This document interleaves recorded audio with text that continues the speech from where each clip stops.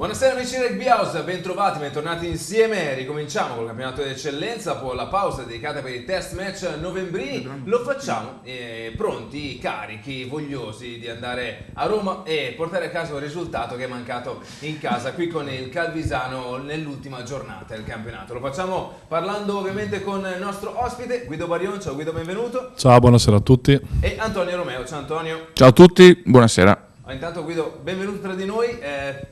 Diciamo che il tuo percorso d'avvicinamento alla maglia rossoblu è stato abbastanza complicato in questi anni. Lo puoi confermare o è una sensazione mia? No, confermo. Insomma, adesso finalmente sono tornato. e niente, per me è ancora una cosa molto grande, molto emozionante. La vivo tutti i giorni. Insomma, ho fatto un po' un percorso al contrario, ecco. Felice di essere qui, molto. C'è una cosa che ho sempre pensato vedendoti in giro, quando vedi le fiamme oro, eccetera, eccetera. Cioè, pensa quante volte, no? Sei passato vicino ma non sei poi arrivato.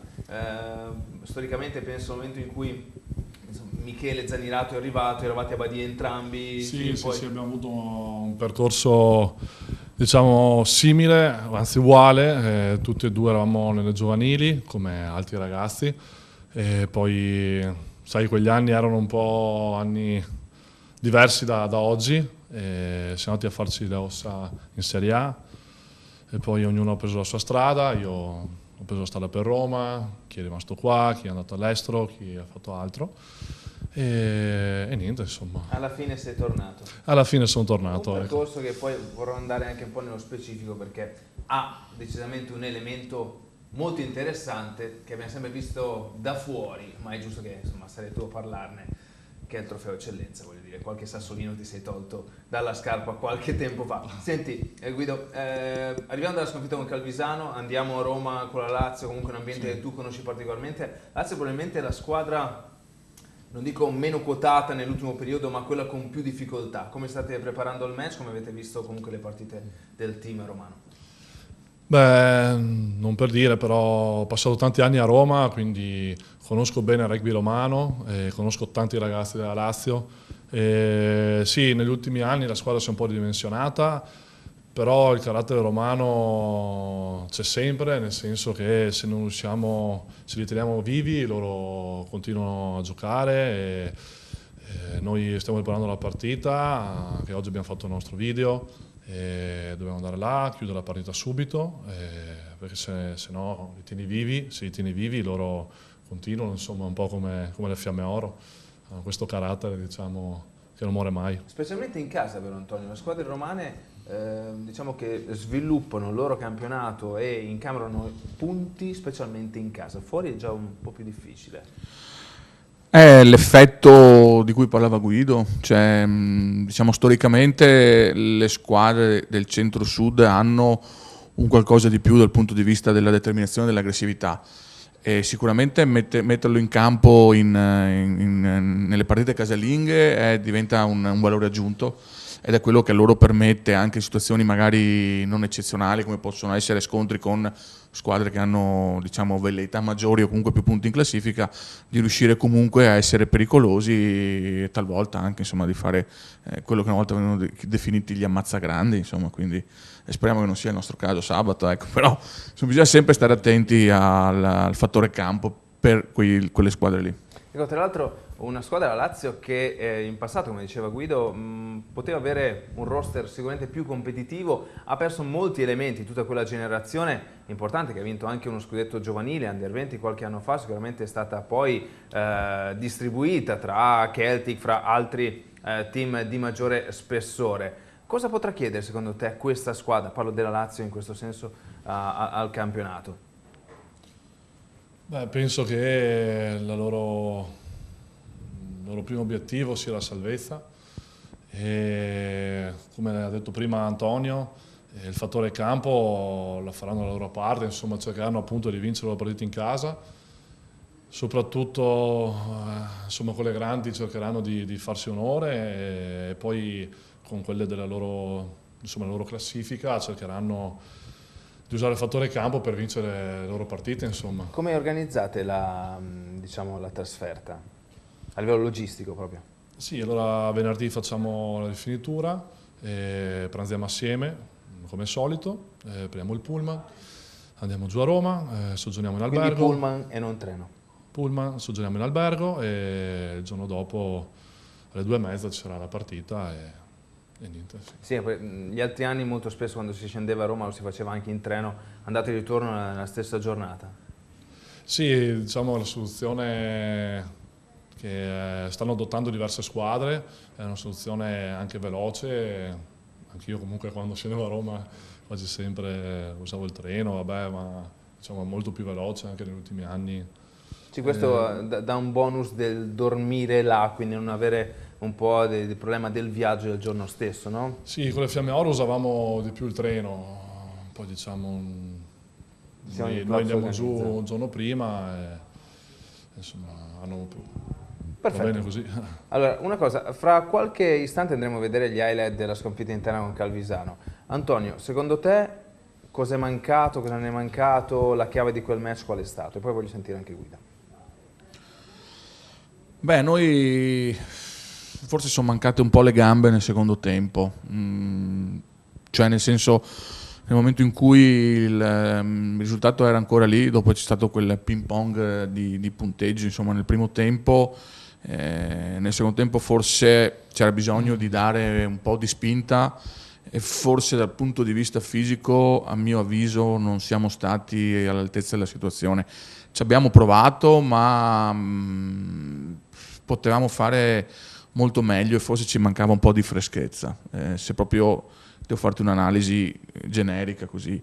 E poi sul tecnico ovviamente se ti manca un po' di lucidità cominci probabilmente a essere anche un po' in deficit su quelle che potevano essere le tue sicurezze che vengono comunque vengono messe in discussione anche dalla preparazione della partita dell'avversario nei tuoi confronti. Quindi quando ti vengono a mancare magari quelle 2 o 3 cose che erano le tue certezze unite magari a una freschezza non invidiabile, probabilmente comincia a barcollare insomma un po' tutto il tuo piano di gioco. Guida. Beh, diciamo che dopo la vittoria del derby col Petrarca eravamo molto carichi, eravamo consapevoli maggiormente delle nostre possibilità, volevamo vincere, eravamo veramente carichi per questa partita. Penso che è stata determinata da errori individuali e un po', diciamo, sì, errori individuali e poi sai, secondo me abbiamo fatto delle bellissime cose, abbiamo giocato 15 minuti di buon rugby, è venuta fuori anche una bellissima meta. E dopo, sai, errori individuali sono partite, soprattutto con Calvisano, che sai, l'episodio ti cambia la partita, sai, siamo lì per segnare, è arrivato un cartellino giallo, sai, lì io penso sempre in queste partite, come mi hanno insegnato, hai 2 o 3 possibilità per chiuderla, inizia un errore individuale, un errore di disciplina, ci rimetti un altro errore individuale e la partita è chiusa, poi la testa, sai... viene un po' il parallelismo con Italia-Tonga, ecco, tanto quando parlavi mi viene in mente... Sì, diciamo sono che partite diverse, sì, partite diverse, però voglio dire anche lì il fattore al piede ti è costato la partita, noi uguale, più ci metti l'errore individuale, ti ripeto appunto al piede. Quando dicevi hai 2 o 3 episodi per chiudere, devi chiudere. Sì, è successo anche con Calvisano e dopo, sai, noi siamo una squadra che ci esaltiamo con la palla in mano, è venuta meno possesso nel confronto alla partita con Padova e niente, cioè, insomma, alla fine abbiamo perso. Comunque molto simile perché noi venivamo da una vittoria col Petrarca, loro col Sudafrica, quindi effettivamente diciamo vissuta più o meno nello stesso modo, ecco, però vabbè, se vogliamo dirla, adesso vieni da una buona vittoria e poi ti manca quella disciplina necessaria, come hai detto tu, per portare a casa anche la seconda, insomma, poi vabbè, dopo possiamo parlare, insomma. Ecco, perfetto, allora adesso noi ci lasciamo la sconfitta alle spalle, c'è una nuova partita, per chiudere il capitolo andiamo a vedere gli highlights di questo big match fra FMCZ Rugby Rovigo Delta e Paterò Calvisano, poi rientriamo in studio, parliamo di Lazio, test match e tanto altro. E la sfida continua, FMCZ Rugby Rovigo Delta, Patarò Calvisano, turno numero 4, il campionato d'eccellenza. Buon pomeriggio a tutti e benvenuti. Ciao Antonio. Buongiorno e buon rugby come sempre. Appena Rovigo ha mosso la palla ha messo in difficoltà un po' tutti, quindi credo che sia un po' il tema del Calvisano, quello di cercare di non far giocare i backs rodigini. Non a caso abbiamo usato immediatamente il piede quando abbiamo visto la pressione di Calvisano, abbiamo dato questa touche, o meglio più territorio che touche, ma il possesso adesso di Alberto Chillon. Ancora Boggia, carica, chiude la spalla, prova a guadagnare spazio, non è così, ma c'è un problema nel punto d'incontro. Il silenzio dello stadio Mario Battaglini, parte il folletto di Ceres. Cosa dice la Quaglio, Antonio? Dice di sì. Intanto l'assenza di Barion e l'innesto di Apperley e Arrigo probabilmente cambia un Attenzione, po'. Pettinelli, Gianmarioli. Il placcaggio di Ross McCann, lasciare Luciano nelle posizioni dove di solito sta, e quindi questa cosa qua posto in cabina di regia. Noviglio parte dalla piazzola, facile, semplice, altri 3 punti per Calvisano. Ruffolo, stesso De Marchi, e Boggia incaricato numero 1 a prendere questa palla. Qua c'è un vantaggio, qua sicuramente sì. Sono 2 laterali e questo già è il secondo, quindi però a Tomò non è scappato nulla. Attenzione Cavalieri e De Marchi.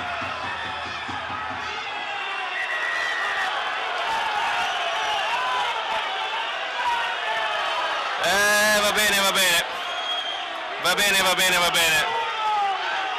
Tomò si guarda tutti da fuori, numeri di maglia.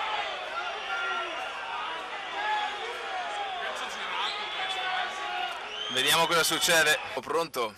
Sembrano quegli aerei che lasciano le strisce bianche in cielo, che spesso Arrigo si cambiava e andava nel lato aperto con dentro per Roscoe McCann con Mantelli. Edo Ruffolo, Lucio, attenzione al largo, Stefano Bassona non riesce ad alimentare la corsa al largo di Arrigo, mi pare. Sì, Stefano forse poteva giocarlo 2 contro 1, ha cercato di vedere se Chiesa cascava nel suo movimento, invece Chiesa non ci ha pensato un attimo, è andato dritto su di lui e ha stoppato un po' l'avanzamento. De Marchi. Hanno problemi sul ripiazzamento difensivo, questo è giochiamola. Dennis, dai, dritto per Ross. Vediamo cosa dice, questo è dubbio, sembra quella della finale. Rosco gli piace. E le bandierine col Calvisano. Rosco e le bandierine, meta! Roscoe McCann. Stefano Basson pronto alla conversione, non entra. 11-8 Rovigo. La presa di Cavalieri, il drive Calvino. Buona la prima difesa di Rovigo.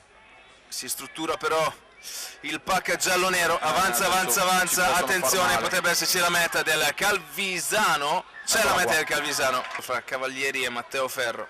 Nel frattempo parte il Tucumano, giornata no del numero 10. Questa capacità, come ti dicevo prima, di andare oltre, quindi di uscire dal frontale. Il drop di Noviglio di sinistro. Si vuole rifare, la mette? Questa la mette.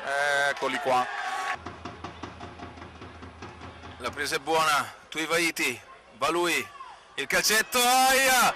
Vediamo se Apperley c'è la meta di Calvisano. Calvisano segnare, perché sennò si sarebbe rotta la partita. Adesso diventa un problema di trasformare, effettivamente diventa un problema ormai. Muoviamo Leo Mantelli per Lucio Rodriguez, in avanti. Recupera Luchin, la sposta a Minozzi. Pallone. Mamma mia, calcio saponato. Sì. In avanti Rovigo, finisce il match. Calvisano batte FMCZ Rugby Rovigo Delta 26-11. Bentornati in studio, si è fatto un piccolo accenno Italia-Tonga, no? Intanto è stato un novembre ricco di soddisfazioni, perlomeno per quanto riguarda l'aspetto rosso-blu, no Antonio? L'esordio di Bibi, 2 caps, Giorgio protagonista. Beh, credo che non poteva andare nel migliore dei modi per questi giocatori ragazzi che sono passati di qua, a parte Bibi che è proprio nasce rosso-blu, però anche Giorgio, insomma, mi ha fatto molto piacere quello che ha fatto, l'ha fatto anche bene, secondo me è sempre stato uno dei migliori in campo in tutti e 3 i test. Di sicuro è una grandissima fiaba, una di quelle fiabe sportive che probabilmente tutti vorrebbero vivere, insomma. Cominci, ti fai le ossa, nel caso di Bibi fai tutta la tua vita in rossoblu, te ne vai lasciando uno scudetto, vincendo uno scudetto, lasciandolo qui ovviamente perché poi lui se lo porta nel cuore, esci dal campo con le lacrime agli occhi, inizi una nuova stagione, la inizi bene, determinato, ti alleni bene, insomma le statistiche dimostrano che è uno di quelli che sta rendendo di più all'interno della Benetton, ma non solo, e ti arriva la chiamata in nazionale e ti ritrovi a vincere il Sudafrica. Male, quindi perde sì, la tra prima, l'altro. Poi viene chiamato. In odore già dall'inizio, poi purtroppo si infortunia, non molla, l'infortunio probabilmente è stata un po' la chiave perché lui lì ha stretto i denti e è riuscito a guarire più velocemente di quello che potevano essere i suoi tempi, è ritornato a disposizione, poi il resto lo abbiamo visto tutti quanti in televisione. Sì, poi tra l'altro in una generazione in cui il mito, l'obiettivo, l'ispirazione arriva dalla Nuova Zelanda, agli All Blacks, Bibi da buon ridigino come punto d'arrivo aveva il Sudafrica, non a caso per 2 o 3 stagioni nel periodo estivo è andato ad allenarsi, insomma a crescere. Con De Villiers. Esatto, sportivamente in Sudafrica e fa il suo esordio col Sudafrica e vince col Sudafrica. E se non era per De Klerk, insomma, che a 20 cm gli bloccava anche diciamo il suo avanzamento, segnava anche una meta, insomma. Bene così, sono belle favole queste, no Guido? Sì, io insomma, ho visto la partita, è entrato, insomma esordio con subito vittoria contro il Sudafrica, penso che... Ma quando mai uno si aspetta? Tutti quanti ci metteremo una firma, no? Neanche pagando secondo me, No, uno può sistemando le cose pagando. Che dici è capitata. Tra l'altro tu Guido... Però complimenti a Bibi perché insomma... Tu hai vissuto un po' di anni vicino a Carlo Canna, no? Sì. Cui... sì, lui è arrivato dopo, certo. E comunque abbiamo fatto diversi anni assieme. Anche lui, insomma, era un ragazzino, è arrivato da noi, si è fatto le ossa, mi ricordo Presutti lo faceva giocare, l'ha affiancato a Ettore Boarato. E da lì tutte le partite Carlo Canna 10, Carlo Canna 10, Carlo Canna 10, sbagliando, insomma poi si metteva lì con Pasquale, vieni qua, ti spiego, E alla fine insomma è uscito il giocatore che tutti quanti vediamo, insomma lo vedevi subito che aveva quella verve, quel qualcosa che poteva dare al rugby italiano e fortunatamente ha dato. E niente. Vi sentite ancora? Avete modo? Sì, gli ho scritto, sono andato a Padova dalla partita, gli ho scritto guarda che vengo a vederti, insomma, no, ci sentiamo, abbiamo sempre dei bei ricordi soprattutto. Com'è la sensazione da giocatore che giochi con degli atleti, no? Dei tuoi compagni, a un certo punto questi atleti che tu vedi con te partono e trovano un canale giusto e poi si ritrovano a fare un mondiale piuttosto che il 6 Nazioni, piuttosto che battere il Sudafrica? Guarda, sono sempre treni che passano, insomma, bisogna sempre gioire, ok non è capitato a me, mi sono fermato al 7, insomma sono contento di questi treni che hanno preso i miei compagni, di questi atleti insomma, che ho conosciuto, ho giocato assieme, ho giocato contro tante volte, niente è una cosa bella perché insomma, insomma devi ringraziare, loro ti ringraziano perché insomma nel lavoro quotidiano certo. loro hai dato anche te una spinta a loro, certo. insomma è una cosa bella. E un'altra cosa, anche Andrea Bacchetti ce ne parlava, Presutti, cioè questo modo paterno, no? Che ha nel rapportarsi, è una persona ideale a questo punto di vista nel far crescere i ragazzi? Guarda, Pasquale riusciva a cogliere ogni giorno qualcosa dell'atleta, riusciva sempre a capirti, ti metteva a tuo agio, diciamo. Sì, è stato un po' un papà di tutti, voleva poche cose semplici, cercava sempre la coesione del gruppo, la semplicità e l'umiltà soprattutto. Io ho un bellissimo ricordo, come anche Andrea e tanti altri delle Fiamme Oro hanno un bellissimo ricordo di lui. Infatti quando ero ancora a Roma, lui è venuto col Firenze a giocare contro il CUS Roma e tutti noi delle Fiamme Oro siamo andati a trovarlo. E lui è rimasto commosso, insomma comunque tutti quanti lo sentiamo, anch'io quasi sempre lo sento, e devo tanto anche a lui sotto l'aspetto della disciplina, del carattere. Niente, colgo l'occasione per salutarlo. A proposito di carattere, Guido, cosa ti è venuto in mente in quel febbraio di un paio di anni fa? Sapevo, sei qui, dai, devi raccontare, perché noi abbiamo sempre visto il Guido da dietro, no? Adesso, scusa, da davanti, adesso dobbiamo un po' parlare del Guido da dietro. Parla. Sì. Puoi parlare di rivincita, puoi parlare no, guarda, di un sacco di cose. Parliamo di giornata buona. Vuoi metterla così? Fa meno male. No, dai. No, diciamo, vabbè, io ho finito con le giovanili qua a Rovigo, poi ho avuto una parentesi con la Coppa Italia con la prima squadra, poi sono andato in Australia, ho avuto il mio percorso. Tante volte c'è stata la chiamata per tornare, ma mai la firma finale, l'accordo finale. E dove sono andato ho sempre cercato di portare la mia rodiginità, diciamo, il mio bagaglio rugbyistico, mi hanno insegnato dalle giovanili e tutto quanto. E dove sono andato ho sempre cercato di dare il meglio di me. E quel febbraio, insomma, alla finale di Coppa Italia, niente, era il mio lavoro, era la mia partita. Mi ricordo Pasquale Presutti, eravamo all'Hotel Cristallo, briefing prima di andare al campo, e lui ha detto: tranquilli ragazzi, per la legge dei grandi numeri questi perderanno oggi. Mettiamola così, no? Vedi tutti questi aneddoti. E così è stato, nel senso, noi penso che abbiamo fatto una prova di carattere piuttosto che di gioco. Mi ricordo eravamo sotto 25-9. Poi mi ricordo che c'erano queste magliette, questi prefesteggiamenti, e insomma tra i miei compagni si nutriva un certo... Non era gradita la certo cosa. disappunto. Sì, un certo disappunto, mettiamola così, grazie Antonio che mi aiuti. E niente, alla fine da lì mi ricordo c'è stato questo pallone dalla sinistra.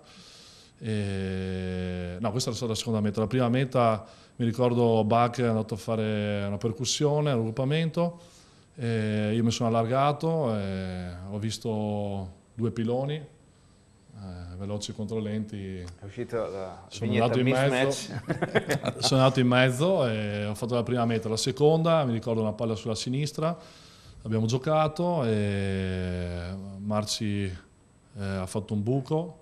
Sono andato in sostegno subito, ho visto l'opportunità, L'hai annusata? l'ho annusata e lì ho spinto sull'acceleratore e niente, ho fatto la seconda meta. Poi Benetti diciamo ha messo il suo, Benelli come lo chiamiamo noi, e ha messo dentro E cosa hai il pensato pallone. mentre sei andato le 2 mete?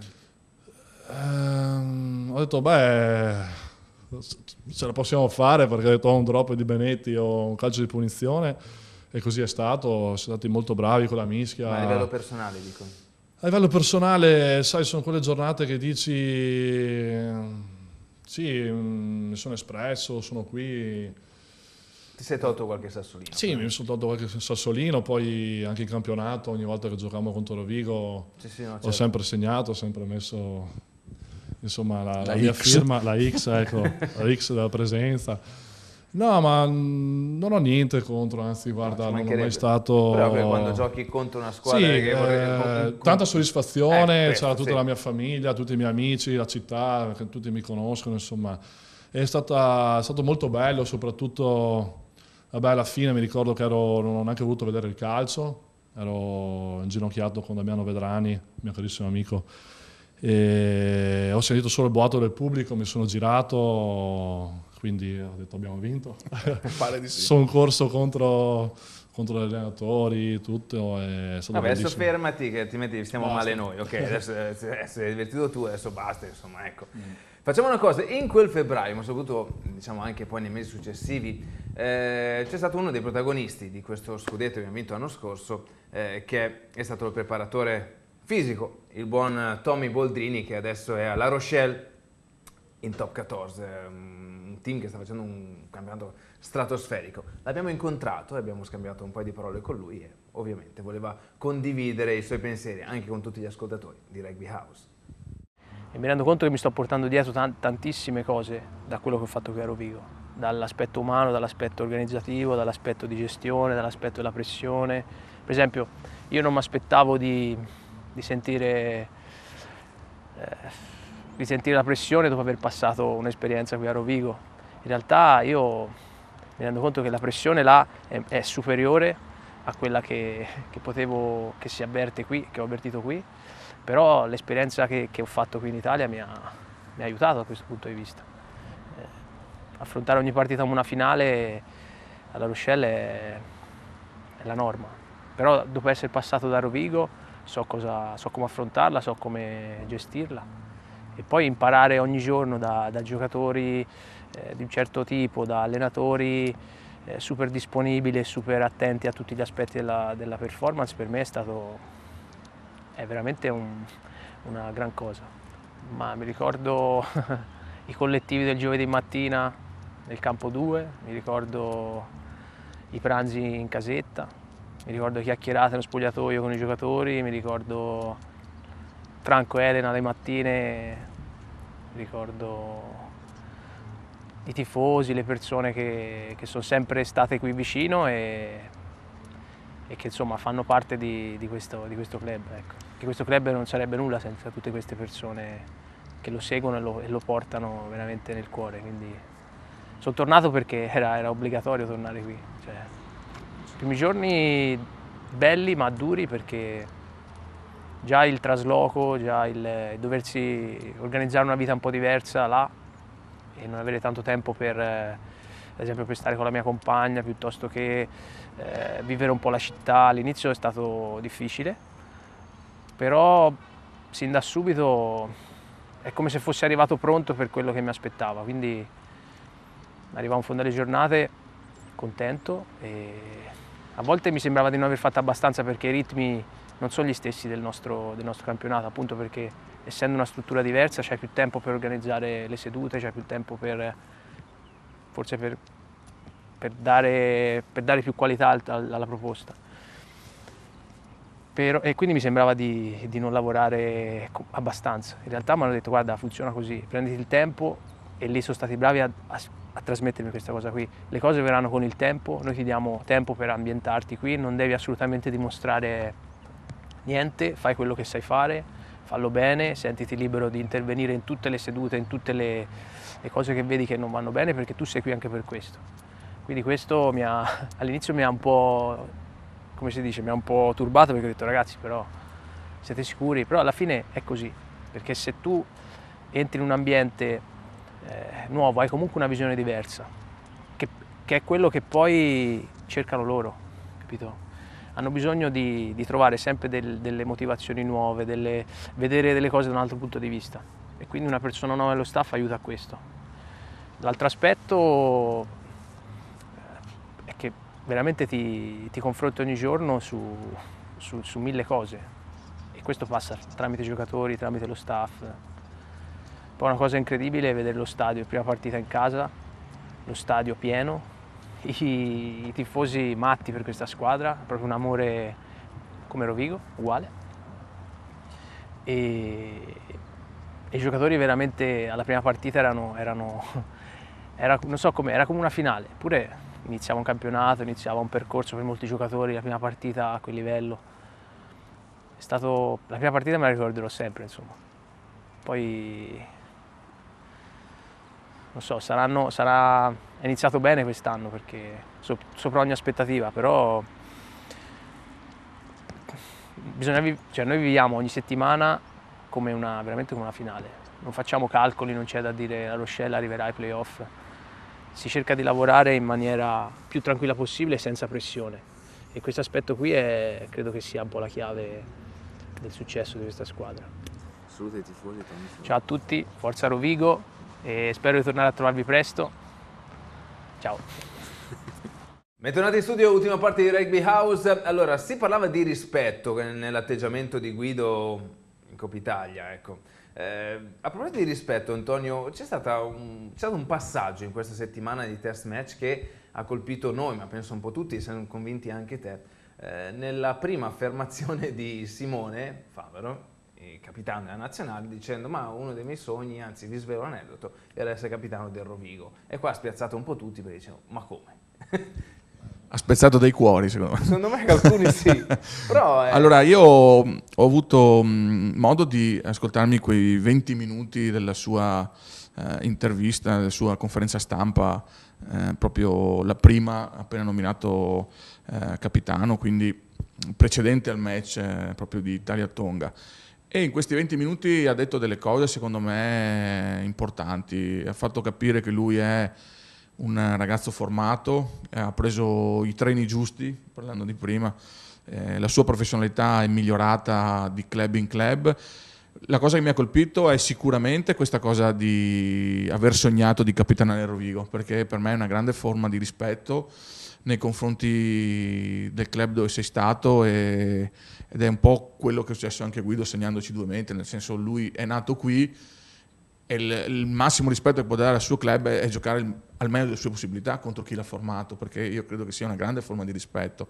E Favaro penso che diventare capitano Rovigo poteva essere una grande soddisfazione per lui, tant'è che a distanza di diversi anni, perché è passato un po' che Simone era qui, lo ricorda ancora, ma ha ricordato anche Vosavai a Parma, insomma, quindi è uno che nelle gerarchie, cioè nel suo sogno di diventare un capitano, però si ferma davanti a delle gerarchie e ha aspettato il suo momento per riuscire ad arrivare probabilmente dove voleva, quindi anche a capitanare un team. È un capitano umile, secondo me è un capitano di fatica, diciamo, a differenza di Parisse che ne è uno che in campo sicuramente dà e la sua importanza la senti, però diciamo, permettimi un termine, Parisse è un capitano del rotocalco, Favaro è un capitano da cantiere, con rispetto parlando. Certo, sia del cantiere che del rotocalco. Esatto. Ok, no, era molto interessante questo passaggio che ha colpito in parecchio. Non ci si aspettava questo, perché comunque lui è andato via, è andato a Parma dopo Rovigo. So che c'era anche un'offerta per restare, ha fatto una scelta che magari non tutti i tifosi hanno gradito in quel periodo, però il fatto che gli sia restato il ricordo è stato... Lui sperava che Tommy Reato tirasse fosse... in banca, invece Tommy Reato è rimasto qua, anche l'anno scorso, fino alla fine. Guido, tornando un po' all'aspetto tecnico, no, del nostro team, quali sono secondo te, secondo anche diciamo, i meeting che avete fatto, le sedute che avete fatto, i punti su cui migliorare, su cui comunque lavorare nelle prossime partite, che comunque è un campionato veramente a tratti, a spezzettoni, perché adesso c'è un filotto fino a dicembre, poi dopo ci ferma ancora a febbraio per il 6 Nazioni. Sì, diciamo è un campionato molto frastagliato e non aiuta di certo al gioco, diciamo alla formazione del gioco di tutte le squadre, penso, perché tu giochi un paio di partite, poi sei fermo, poi riprendi di nuovo a giocare, insomma non è continuo e non aiuta di certo le squadre nel proseguire, diciamo, anche i vari piani di gioco, le varie strutture, eccetera, eccetera, insomma. Internamente dove sapete che potete migliorare, dove si può lavorare per alzare l'asticella? Beh, difensivamente abbiamo fatto vedere belle cose, anche aggressività, insomma c'è tutto. Dobbiamo solo migliorare un po' il gioco, provare di più, penso solo questo, ecco. Provare, giocare con continuità, fidarsi del proprio compagno e tutto qua.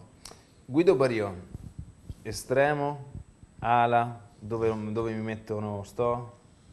Sì, diciamo nel corso dei miei anni ho avuto la fortuna di provare tutti i ruoli. Logico, il ruolo che prediligo è il numero 15, l'estremo, e lì mi sento libero di esprimermi, di fare le mie galoppate, di saltare per aria, di difendere. Però io sono tornato a Rovigo e subito ho detto a Stefano Bettarello, a Joe McDonald, agli allenatori, ho detto io ho fame di giocare, voglio giocare. Sono qua per Rovigo, do il mio contributo e dove mi dicono di giocare io gioco e darò il 100% sempre. Ecco, è vero che diciamo, nel tuo arrivo a Rovigo in realtà c'è un'opzione molto forte anche di andare a Padova. Sì, diciamo... sì, Le sappiamo le cose, Guido, noi qua, sì, cioè, sì, siamo no. informati. No, è vero, avevo inizialmente i contatti con il Petrarca e insomma, sì, non nego che c'è stata la possibilità di andare a Padova, e poi per una serie di cose, insomma... Hai fatto la scelta giusta, mettiamola. Ecco, ho fatto la scelta giusta, sono qua e niente, sono felicissimo di essere qua. Ecco, tu prima menzionavi il Seven, tu hai avuto l'esperienza anche in nazionale a 7. Sì, esatto. In questo diciamo, sistema di gioco in cui il giocatore è responsabilizzato molto nelle scelte, è ovvio che la tua esperienza a 7 può dare un grosso aiuto, no? Chi gioca a 7 è ovvio che deve prendere delle Sì, decisioni. diciamo che il rugby a 7, vabbè, il rugby del momento, guarda le Olimpiadi, e il rugby a 7 mi ha aiutato molto a livello del mio gioco, del mio ruolo soprattutto. E, mi ha aiutato molto negli spazi, negli angoli, nella pazienza, nel giocare senza la palla. E difensivamente penso che sia veramente una scuola ottima. Se sbagli tu non ti aiuta più nessuno, Bravo. a differenza del 15. Devi essere, diciamo, cinico e poi beh, è la mia vita il 7. Poi ho avuto un allenatore molto bravo, Andy Wilk, e un gruppo... Ex nazionale inglese, tra Sì, l'altro. ha giocato a Treviso, Certo. l'ho rivisto a Padova, l'ho salutato e comunque anche il gruppo, la nazionale, sono dei buonissimi giocatori, Kay Robertson, Stevie Bortolussi che ha giocato anche qua, e siamo andati a fare le World Series a Hong Kong, abbiamo fatto bene, peccato la finale. Dicono però non sia male andare a Hong Kong a giocare, vero? Fare le World Series. Diciamo... Campo è extra campo, sto dicendo. Ah, sì. Beh, Hong Kong parliamo del campo, Di è vita, una cosa, parliamo. sì, un'esperienza unica nella mia vita, bellissima. E, vabbè, nei stadi europei, quando Londra, Lione, sì, tanta gente, bello, ma le World Series sono un'altra cosa, la vivi, abbiamo fatto 11 giorni, la vivi quotidianamente, gente in albergo, allo stadio, ti festa. senti, sì, è festa. È un po' più Tante cose, tante è un po' più aneddoti. americanizzato. Sì, è tutto a livello esponenziale, insomma 70.000 persone allo stadio, tutti lì a fare la festa. Fuori dallo stadio festa, devi essere molto concentrato, infatti facevamo i briefing appunto per essere concentrati, soprattutto per il riscaldamento, per le varie distrazioni. E comunque è stata una bellissima esperienza e l'auguro a tutti quanti, insomma. Hong Kong è il 7 per antonomasia, nel senso che anche se tu vai a vedere 20 anni fa il 7 era il 7 di Hong Kong. Sì, John Alomu, mi ricordo, è partito da lì, Israel Dag è partito da Hong Kong 7, tanti giocatori a 15 che adesso sono giocatori star di rugby a 15, hanno avuto questa scuola 7 e niente. Dopo è stato creato tutto il circuito, però il 7-7 che uno ricorda sempre nell'ambiente è l'Hong Kong 7, il famoso Hong Kong 7, che adesso si sono trasformati in World Series. Sì, l'Hong Kong 7 diciamo, è la tappa più prestigiosa diciamo, per un atleta. E comunque dicevi che a livello proprio anche di impostazioni, le tappe di Parigi e Londra hanno un mood diverso rispetto a quelle Sì, di Dubai diciamo quando giochi in Europa è più il British. Sì, no, c'è molta gente allo stadio, è bello, insomma Hong Kong 7 è una cosa Da indescrivibile, vivere. sì, da vivere. Io ho avuto la fortuna di viverla e è bellissima. Antonio, tecnicamente quanto può servire il 7 al nostro movimento? Anche si parlava sempre di alternare stagione 7, stagione 15. Diciamo che fatto in un certo modo, con una programmazione, secondo me serve perché io insomma da allenatore così ho visto anche Wilk lavorare qualche volta, anche l'anno scorso è venuto a Rovigo, e ti posso assicurare che dal punto di vista dell'aumentare la conoscenza del gioco, del decision making, degli skills personali, è sicuramente qualcosa che ti dà un valore aggiunto. Se posso dire, aumenti la velocità del decision making, aumenti la velocità nell'esecuzione di un passaggio, aumenti tutto, insomma. Quindi poi quando vai a giocare a 15 sei più avvantaggiato, le cose ti riescono meglio, hai più confidenza e tutto qua. Io, se fossi nella federazione, cercherei in qualche modo di introdurlo, se non addirittura forse anche a livello giovanile, perché potrebbe essere una buona alternativa ai nostri campionati e sicuramente un ottimo modo per formare futuri giocatori sulla velocità della decisione. Andiamo a vedere le news che arrivano dagli altri campi d'eccellenza, poi torniamo in studio per i saluti finali. Ciao Andrea, dopo 3 settimane finalmente ricomincia il campionato d'eccellenza, anche se insomma questi 20 giorni con la nazionale sono stati abbastanza piacevoli, più luci che ombre e un entusiasmo ritrovato. Ma torniamo a noi, torniamo a parlare del campionato e facciamolo parlando della Lazio che affronta proprio voi campioni d'Italia del Rovigo, ed è una partita su cui però non scherzerei troppo, perché da un lato insomma nonostante Daniele abbia ancora la fiducia della società biancoceleste, fino a questo momento ha raccolto solo 3 punti e ha la necessità di trovare una vittoria che manca sia nel trofeo eccellenza sia in campionato, e dall'altra parte Rovigo ha una partita da non vincere, da stravincere, perché queste sono partite in cui il punto di bonus diventa fondamentale, considerando che la corsa playoff quest'anno è, a mio avviso, una corsa a 7.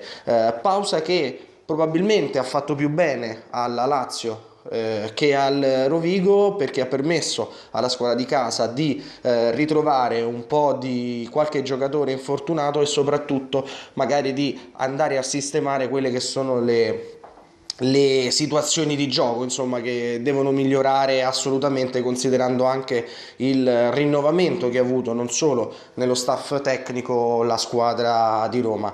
Che dire, sarà una gran partita, come ripeto sempre, l'acqua cetosa sarà l'arma in più, il fatto che la Lazio gioca in casa sarà sicuramente un gran vantaggio per i biancocelesti. Ciao Andrea e buon rugby a tutti. La ripresa del campionato di eccellenza mette in cartello una classica del rugby italiano, che in questo momento della stagione avrà importanti risvolti di classifica. Sabato 3 dicembre al centro sportivo Memo Geremia di Padova va in scena Petrarca Fiamme Oro, una sfida tra le 2 delle rose più competitive del campionato, indicate da tecnici ed esperti come sicure candidate ai play-off. Dopo 4 giornate, però, i patavini di Andrea Cavinato e i poliziotti romani di Umberto Casellato vivono situazioni di classifica diametralmente opposte. 3 vittorie e una sola sconfitta nel derby d'Italia per i tuttoneri, al secondo posto con 14 punti. Un successo e ben 3 incontri persi per le Fiamme Oro, attardate a 7 punti, che arriveranno a Padova sapendo di non poter perdere altro terreno sulle rivali. Insomma, il classico match da vincere a tutti i costi, da una parte e dall'altra. Oltre che per la classifica, sarà sfida anche in famiglia per i 2 capi allenatore, i cugini trevigiani Casellato e Cavinato. Dopo il classico mese di letargo per le finestre novembrine dedicate ai test tra emisfero sud ed emisfero nord, torna a farsi vivo il campionato di eccellenza con la 5ª giornata, incastrata comunque in un'apparizione poco più che sporadica, visto che poi il calendario propone ulteriori 3 settimane di stop in ossequio alle competizioni europee per club. Ciò premesso, per Mogliano l'impegno è da affrontare senza troppi calcoli, impegnato com'è nel percorso di risalita in una classifica che attualmente vede il 15 bianco-blu fermo a metà lista con 10 punti, frutto di 2 vittorie sofferte e di 2 sconfitte che certamente non corrispondono alle aspettative di inizio stagione. L'ultima uscita, quella della vittoria contro una Lazio sempre spigolosa ed impartita fino all'ultimo minuto, ha scosso positivamente l'ambiente, mettendo in evidenza i buoni inserimenti degli ultimi arrivati, in particolare l'apertura argentina al Mela, in campo nella gara d'esordio assoluto, già con buona personalità e numeri importanti nella precisione al piede, elemento che nel nostro campionato fa sempre e comunque la differenza. Nel gruppo rientrano un po' tutti, con il mese appena trascorso utilizzato al meglio per recuperare recuperare acciaccati e indisponibili vari. Dopo l'esperienza come permit a Treviso nella trasferta contro Munster, contro i Lions ci saranno anche gli avanti Van Vuren e Ferrarini per un match che si preannuncia più duro di quanto non reciti l'attuale posizione dei piacentini, penultimi a quota 6. Calvisano a parte, di fronte a Fiamme Oro e Petrarca la squadra di Bertoncini ha in effetti messo in fila delle prestazioni di buon livello, con l'exploit della vittoria esterna proprio in casa Lazio a confermare la solidità del complesso. Le squadre vanno in campo sabato pomeriggio con kick-off alle 15, in un turno che, visto l'intreccio degli altri incontri, sarà bene possa tradursi attorno alle 17 in un sorriso a 32 denti. Per il gioco espresso e va bene, ma molto più pragmaticamente, dato i tempi che corrono, per un risultato positivo a prescindere dall'estetica. Ultima parte di Rugby House, abbiamo sentito quelle che sono le voci che arrivano dagli altri campi d'eccellenza. Noi siamo concentrati per la trasferta di Roma contro la Lazio, ci aspettiamo una vittoria, magari con bonus se fosse possibile, Guido, sarebbe una cosa... Sarebbe giusto, ecco. Sarebbe giusto così. Sarà un dicembre comunque pieno di partite, prima parlavamo di un campionato un po' a singhiozzo, in realtà sabato c'è il match con la Lazio, poi 2 turni di qualifying competition, la prima in Belgio, poi la seconda in casa contro il Krasnojarsk e poi l'ultimo match prima di Natale, tra l'altro non sappiamo ancora se sia il 23 o il 24 dicembre, contro un'altra tua ex squadra, se non sbaglio. No. Ah, è l'altra? Sì, Loro sono il Piacenza Lions, io ho giocato nel famoso Termoraggi. Termoraggi, sì. Quello bianco-rosso. Quello bianco-rosso, anche Bordon, Esatto. Stefano Bordon. Il Lions, certo, giustamente. Antonio, noi saremo presenti il più possibile ovviamente su tutti i campi per raccontare ovvio quanto è la nostra missione questa. Tra l'altro c'è l'aspetto europeo che noi non siamo ancora fuori, anzi abbiamo ancora buone possibilità di qualificarci. Sì, adesso abbiamo questa trasferta in Belgio e poi abbiamo una partita in casa contro questi russi, insomma... Che ovviamente conosceremo alla perfezione. Gli ultimi che sono venuti... Però sì, vabbè, stanno vedendo anche gli altri. Erano duri, si sa, sono duri, fisici, niente, insomma, cercheremo di fare il nostro meglio, di portarli a casa. Già è importante non andare in Siberia, Mastella, Rovigo e farli viaggiare, perché comunque quando vai là c'è sempre 80 cambi. Sì, ecco, quando insomma ci sono queste trasferte, infatti abbiamo detto, vabbè, li ospitiamo noi. È molto meglio. Molto meglio, dai. Tra l'altro poi i russi saranno tra Padova e Rovigo una settimana intera, perché loro arrivano dal match in Germania, poi si fermeranno qua per un po' di giorni, per cui sarà anche interessante scoprirli. L'Europa? Coesione, condivisione. Antonio, Europa quanto conta per noi?